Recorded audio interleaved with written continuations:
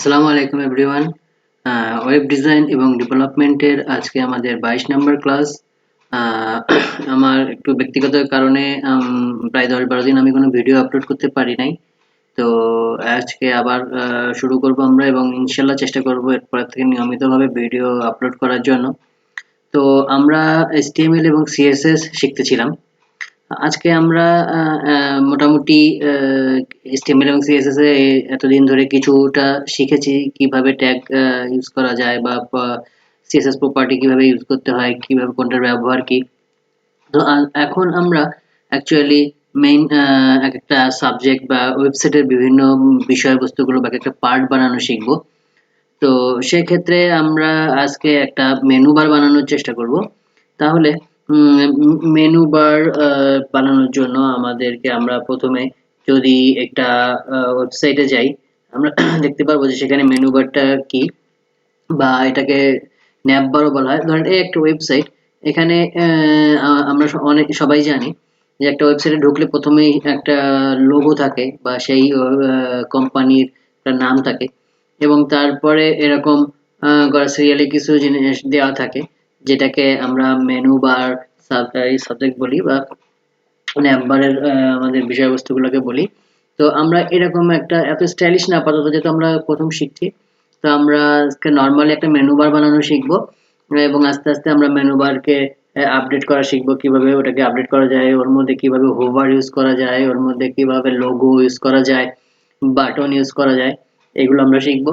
আজকে আমরা প্রাথমিকভাবে একটা নরমাল ন্যাপ বার বা মেনু বার বানানো শিখবো। এখানে একটা জিনিস বলে দিই, এইটা হলো মেইন মেনু বার, আর এর উপরে যেটা দেখছেন টপে, এটা হলো টপ বার বলে। এই তো আমরা এখন আমাদের এসে চলে যাই আমাদের যে এখানে আসলাম। আচ্ছা, এর আগে আমি আপনাদেরকে আরেকটা জিনিস দেখাইতে চাই, সেটা হলো গিয়ে যে, তো আমি যেটা জিনিসটা আপনাদেরকে এখন দেখাতে চাচ্ছি সেটা হলো, আপনাদের মনে প্রশ্ন জাগতে পারে যে এই যে HTML CSS, এটার কি কোনো এমন কিছু নাই যে যেখান থেকে আমরা এটার জানতে পারি যে আমাদের সাবজেক্টের মধ্যে অর্থাৎ সিলেবাসে কি কি আছে, আমাদেরকে HTML থেকে কি কি শিখতে হবে, CSS থেকে কি শিখতে হবে। তো এটা জানার জন্য আমরা একটা জিনিস দেখে নিই। আমি তো আস্তে আস্তে আমরা শিখবো এবং আস্তে আস্তে আমাদের শেখার পরিধিও বাড়বে। তবে যারা চান যে এইগুলো একটু পরে শিখবেন বা ওই সিলেবাস অনুযায়ী প্রথমে আরো কিছুদিন প্র্যাকটিস করবেন, তো তাদের জন্য আমি একটা ওয়েবসাইট আপনাদেরকে অ্যাডভাইস করতে পারি, সেটা হলো W3 স্কুল। এই ওয়েবসাইটটা আপনারা চেক করতে পারেন। এখানে আপনার সমস্ত সিলেবাস দেওয়া আছে, যেমন আমরা HTML এর সিলেবাস দেওয়া আছে, CSS এর সিলেবাস দেওয়া আছে। তো আপনারা এখান থেকে এই যে চেক করতে পারবেন যে আমরা HTML এ আমরা যেগুলো শিখছি এখানে সব আছে, এবং আরো এখানে অনেক কিছু আছে যা আমরা এখনো শিখিনি, আমরা যেটা অন ওয়ে যখন আস্তে আস্তে উপরে যাব তখন শিখতে থাকবো। এবং CSS এরও সেরকম ওখানে অনেক কিছু আছে, আপনারা চাইলে আমার সাথে মিলায় দেখতে পারবেন এবং আরো নতুন নতুন জিনিস শিখতে পারবেন। এরপরে যেমন আছে আপনার জাভা স্ক্রিপ্ট আছে, তারপরে বুটস্ট্র্যাপ আছে, PHP আছে।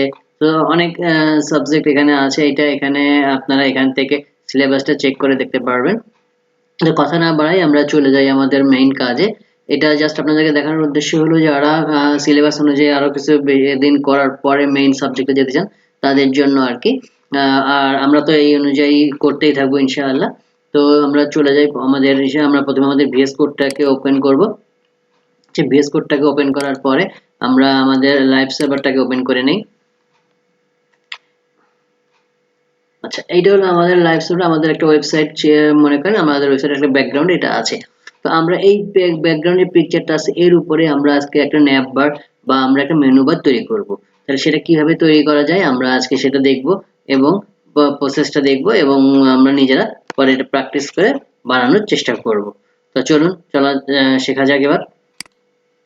এটার জন্য প্রথমে আমাকে একটা নিতে হবে, প্রথমে একটা আমাকে ডিভ নিতে হবে, অথবা আমরা একটা কাজ করি, যেহেতু ডিভ এর ব্যাপারটা আপনারা অনেকেই বুঝবেন না, তো আমরা ডিভ না নিই, কারণ ডিভটা আর একটু আমরা যখন এক্সপার্ট হবো তখন আমরা ডিভ এর ব্যাপারটা করতে পারবো। আমরা এখানে একটা কাজ করি, আমরা যখন আমাদের কোনো ন্যাপ বার, অর্থাৎ আমাদের কোনো ন্যাপ বার বানাতে হবে, অথবা আমাদেরকে কোনো মেনু বার বানাতে হবে, প্রথম আমাদেরকে যেটা নিতে হবে সেটা হলো nav ট্যাগ নিতে হবে। কি নিতে হবে? nav tag. তাহলে নিলাম, মনে করেন এই যে nav ট্যাগ নিলাম, যে আসলো। এখন এটাকে এইভাবে করে দিলাম। এরপরে আমরা এর ভিতরে নিব, মনে করেন হলো কি ul ট্যাগ। ul ট্যাগ নিলাম। ওকে, আচ্ছা, এর মধ্যে আমরা নিব li ট্যাগ, যেহেতু আমাদেরকে একটা মেনু বার তৈরি করতে হচ্ছে, বা সেই জন্য আমাদেরকে এভাবে নিতে হবে। তাহলে আমরা li নিব। li নিতে গেলে আমরা মনে করেন আমরা 5টা বা 6টার একটা মেনু বার তৈরি করব সাবজেক্টের উপরে। আমাদের সেই মেনু বারে এই 6টা জিনিস থাকবে। তো আমাদেরকে নিতে হবে into 6, আমাদের এটা এসে গেল। এখন আমাদেরকে এখানে যখন করতে হবে, তখন আমাদেরকে a ট্যাগ নিতে হবে।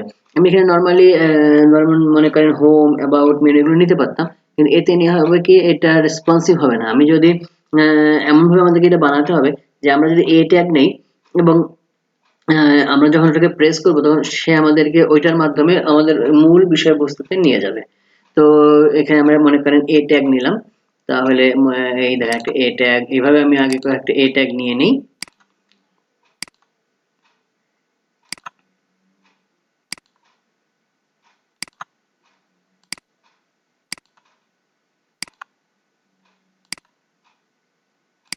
আচ্ছা, আমরা এখানে a ট্যাগ নিয়ে নিলাম। এবার আমরা এই ট্যাগের এখানে আমাদের মনে করেন বিষয়বস্তুগুলোকে বসাই নিলাম। প্রথমে আমরা মনে করেন নিলাম হোম, নিলাম। এরপরে মনে করেন নিলাম অ্যাবাউট, নিলাম। এরপরে মনে করেন নিলাম মেনু, নিলাম। এরপরে মনে করেন নিলাম পোর্টফোলিও,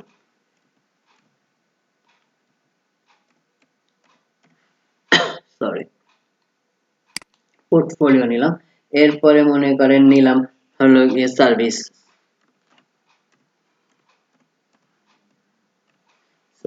আর লাস্টে মনে করেন এখানে নিলাম কন্টাক্ট। আচ্ছা, তো আমরা আমাদের লাইভ সার্ভারটাকে ওপেন করে দেখে আসি তো আমাদের এখানে কি অবস্থা দাঁড়িয়েছে। আচ্ছা, এই দেখেন এখানে এখানে নিচে এগুলো এসছে এবং এখানে উপরে এটা দেখা যাচ্ছে। তাহলে এখন আমাদেরকে এইটাকে প্রসেসিং করতে হবে। আমরা আগেই শিখেছি যে URL ট্যাগকে কিভাবে আমরা প্রসেস করতে পারি এবং কিভাবে এটাকে ইনলাইন করতে, ডিসপ্লে ইনলাইন করতে পারি, তারপরে লিস্ট স্টাইল নান করতে পারি, সেভাবে করব এবং এটাকে আমরা এখানে ফিক্সড করব। ওকে, তাহলে চলা যাক। এখন প্রথমে আমাদেরকে কি করতে হবে? আমাদেরকে এখানে সেকশন কল করতে হবে। তাহলে আমি মনে করেন এখানে ক্লাস কল করলাম, এখানে মানে ক্লাস কল করলাম, এখানে আমরা এই সেকশনের নাম দিলাম navbar। ওকে, আচ্ছা, আর UL কেও আমরা একটা ক্লাস কল করলাম, UL কে ক্লাস কল করলাম। তো এখানে মনে করেন আমরা দিলাম nav section, এখানে আমরা এটা নাম দিলাম nav section। ওকে, আচ্ছা, তাহলে এখন আমাদের কি করতে হবে? আমাদেরকে CSS প্রপার্টিতে যেতে হবে। ওকে, তাহলে আমরা CSS এ যাব। তো আমরা CSS এ যাওয়ার পরে এখানে প্রথমে লিখব হলো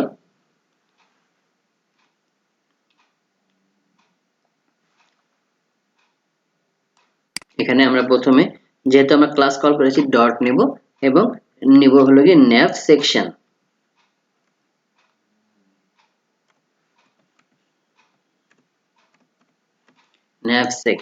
আচ্ছা, এরপরে আমরা স্ক্যান ব্র্যাকেট নিব। আচ্ছা, এই নিলাম। ওকে, এখন আমাদেরকে কি করতে হবে? যেহেতু আমাদের ওখানে প্রথমে আমাদেরকে ওইটাকে আপনার লিস্ট স্টাইল বানাইতে হবে, তারপরে লিস্ট স্টাইল নান করতে হবে এবং ডিসপ্লে ইনলাইন করতে হবে। আমি আপনাদেরকে একটু সহজভাবে জিনিসটা দেখানোর চেষ্টা করতেছি। আচ্ছা, তাহলে আমরা একটা নিলাম nav সেকশন এবং আমরা সাথে সাথে এবং আরেকটাও নিয়ে নিই, সেটা হলো nav section li। ওকে, নেওয়ার পরে এখানেও আমরা কার্লি ব্র্যাকেট দিলাম। এখন আমাদেরকে এখানে প্রথমে কি নিতে হবে? সেটা হলো আমাদেরকে প্রথমে এখানে নিতে হবে, যেহেতু আমরা পিকচারটার উপরে আমাদের এই যে nav বারটা আছে এটা তৈরি করব, তাহলে প্রথমে আমাদেরকে এই পিকচারটার উপরে এটাকে রিলেটিভ করে অ্যাবসলিউট বানাতে হবে। আমরা আগে শিখেছি পিকচারকে কিভাবে রিলেটিভ এবং অ্যাবসলিউট করা, কোনো কিছুর উপরে যদি কোনো একটা বিষয়বস্তুকে আমরা নিতে কিভাবে আমরা রিলেটিভ করতে পারবো এবং কিভাবে অ্যাবসলিউট করতে পারবো। তাহলে আমরা প্রথমে এর মধ্যে আমরা প্রথমে পিকচারকে রিলেটিভ বানিয়ে নিয়েছিলাম। এখন আমরা এখানে কি করব, তাহলে আমরা এখানে বানাবো যে হলো গিয়ে আমাদের এটাকে অ্যাবসলিউট করব। ঠিক আছে, তাহলে আমরা এখানে নিব প্রথমে পজিশন অ্যাবসলিউট। ওকে, পজিশন অ্যাবসলিউট। এরপরে আমাদেরকে কি করতে হবে, যেটা সেটা হলো গিয়ে আমাদেরকে এখানে নিতে হবে হলো আপনার লিস্ট স্টাইল নান। আচ্ছা, লিস্ট স্টাইল নান নিলাম এবং আমরা এখানে নিয়ে নিব হলো গিয়ে আপনার ডিসপ্লে ইনলাইন, এলআই তে ডিসপ্লে ইনলাইন। ওকে, আচ্ছা এখন আমরা একটু যে দেখে আসি কি অবস্থা দাঁড়িয়েছে আমাদের এখানে। এই দেখেন, যখনই আমরা লিস্ট স্টাইল নান নিলাম তো আমাদের ওই যে আগে যে পয়েন্টের দাগগুলো ছিল সেগুলো চলে গেল এবং এটা এখন এক সারিতে এভাবে চলে আসছে। এখন এটাকে কি করতে হবে, এইটাকে আমাদেরকে এখন এইখানে উপরে নিয়ে আসতে হবে। ঠিক আছে, তাহলে আমরা কি করি, এখানে একটা কাজ করি, এখানে লিখি যে টপ, যে আমরা এটা কত টপে নিতে চাচ্ছি, টপ নিলাম। এখন আমি মনে করেন এটা আপনাদের উপরে নির্ভর করবে যে আপনি এটা কত দূর উপরে নিতে চাচ্ছেন, কতটুকু ডানে নিতে চাচ্ছেন, কতটুকু বামে নিতে চাচ্ছেন। ঠিক আছে, তো মনে করেন আমি এখানে লিখলাম, এটা আপনারা করে নেবেন। আমি এখানে দিলাম 100 px। ওকে, তাহলে আমি একটু কাজ করি, আপনাদের দেখাইতে বোধহয় একটু সুবিধা হবে যদি এটা এইভাবে করি।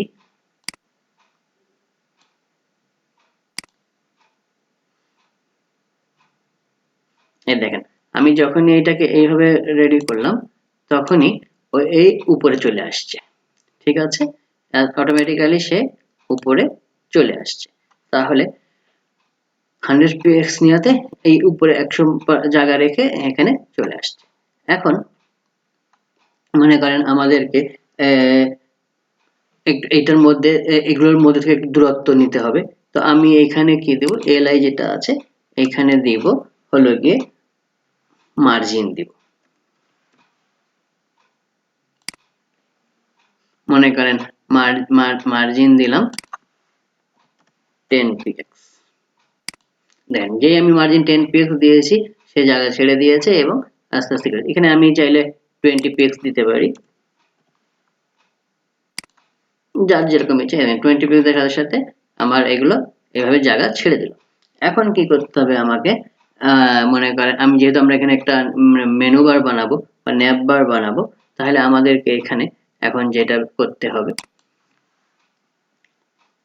আচ্ছা এখন আমরা যদি চাই যে এখানে আমাদের এই যে দাগগুলো আছে দাগগুলো উঠাবো, তাহলে সেগুলো করতে পারি, তো সেটা আমরা পরে শিখবো। আচ্ছা এখন আমরা মনে করি লেখাগুলোর কালার চেঞ্জ করব। তাহলে লেখাগুলোর কালার চেঞ্জ যদি আমাদেরকে করতে হয় তাহলে আমরা এখানে লিখব কালার। মনে করেন এটা আমরা লেখাটা করতে চাচ্ছি ব্ল্যাক কালার। ঠিক আছে, আচ্ছা সরি আমাদের এটা এখানে হবে না, এটা আমাদেরকে নিতে হবে এই জায়গাটাতে।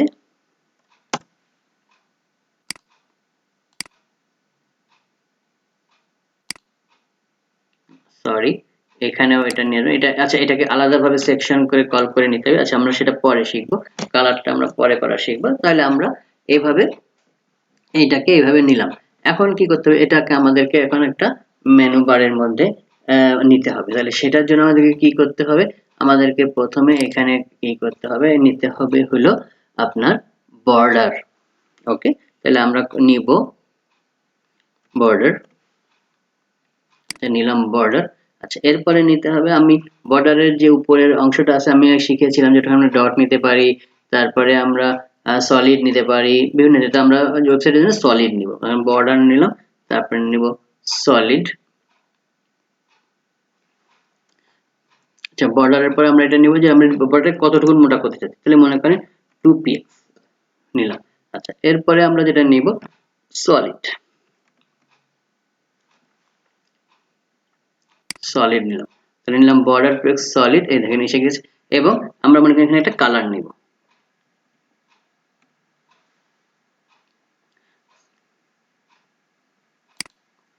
আচ্ছা, কালার আমরা এইটা নিব না, আমরা এখানে এটাকে চেঞ্জ করে দিব। ঠিক আছে, মনে করেন আমরা এখানে কালার এটাকে নিব না, আমরা এখানে কালার নিব মনে করেন ব্ল্যাক।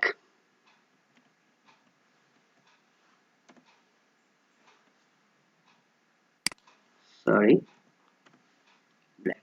আমরা এখানে ব্ল্যাক কালার নিলাম এবং করে দিলাম। ওকে, এখন এই যে আমরা এটা বানালাম, এখন এখানে এটা দেখতে যে ভিতরে জায়গা নেই, একদম চেপে চেপে আছে। তাহলে এখানে আমাদেরকে এই জায়গা বের করে নিতে হবে। তো জায়গা বের করে নেওয়ার জন্য আমাদেরকে কি করতে হবে, আমরা যেহেতু শিখছি, আমি আপনাদেরকে একটা করে দেখাবো যে কোনটা দিলে এখানে হবে, কোনটা দিলে হবে না। আচ্ছা, আমরা মনে করেন এখানে নিলাম যে পেডিং নিয়ে দেখি হয় কিনা। পেডিং 10px, দেখেন পেডিং যখনই আমি 10px নিয়েছি তখন ও ওর চারিপাশ থেকে জায়গা ছেড়ে দিয়ে উপর নিচে এই দুই পাশ থেকে জায়গা ছেড়ে দিয়েছে সুন্দর করে। অর্থাৎ আমাদের পেডিং নিলাম, আমরা পেডিং নিয়ে আমরা মেনু বারটাকে রেডি করে ফেললাম এভাবে। আচ্ছা, এরপরে আমাদের এখানে যেটা নিতে পারি, যে আমি যদি চাই যে এইটাকে আমি আরেকটু এটার উপরে নিব, যেহেতু আমার এখানে মাথার উপরে চলে আসছে, তাহলে আমি এখানে এটাকে কম করে দিতে পারি। মনে করেন এখানে আমি এটাকে দিতে পারি, আরো কম করে দিই, মনে করেন